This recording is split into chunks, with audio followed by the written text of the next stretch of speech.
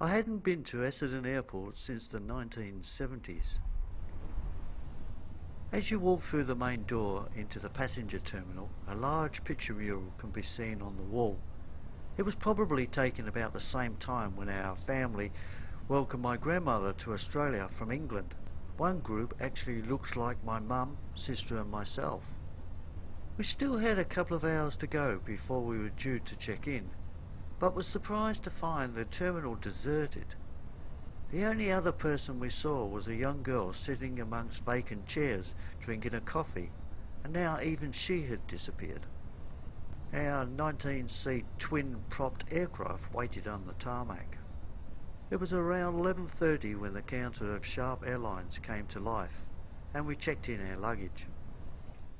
Only 3 other passengers turned up for our flight, and a short time later they wheeled our luggage out to the plane. Our first attempt to depart the airport was delayed by technical problems, which resulted in the passengers having to disembark and return to the terminal while mechanics fixed the problem. We were delayed for about 45 minutes. Your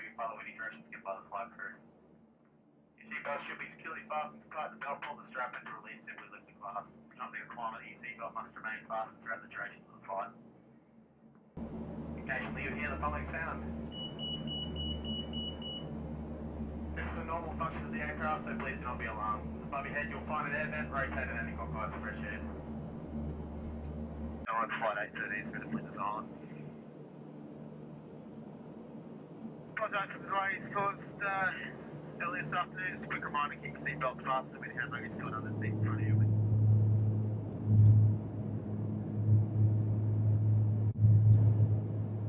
As we left the runway behind, the Tullamarine Freeway was below us, and the plane climbed higher until the landscape disappeared below clouds.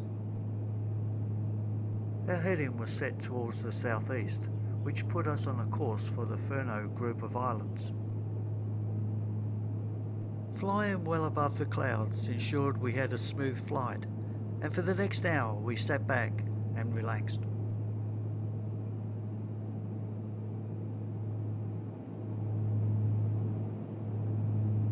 Eventually the coast of Flinders Island came into sight. The island is 62 kilometres from north to south and 37 kilometres wide, and has a permanent population of around 900. We left the plane and walked across the windswept tarmac to the terminal. Our cabin for the rest of the week was just a short drive from the airport, and it didn't take long to settle in.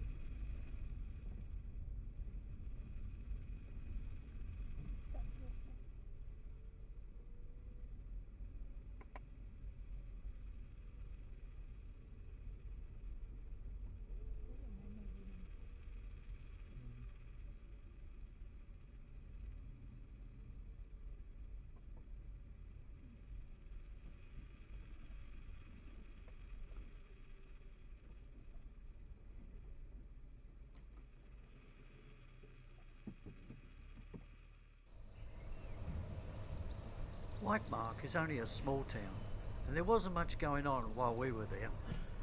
The pub serves up decent meals with plenty of food on the plate. Supplies can be purchased at the supermarket and the butcher's. On the outskirts of town we found this scene looking towards Mount Strzelecki. It stands at 756 metres, which makes it the highest peak on the island.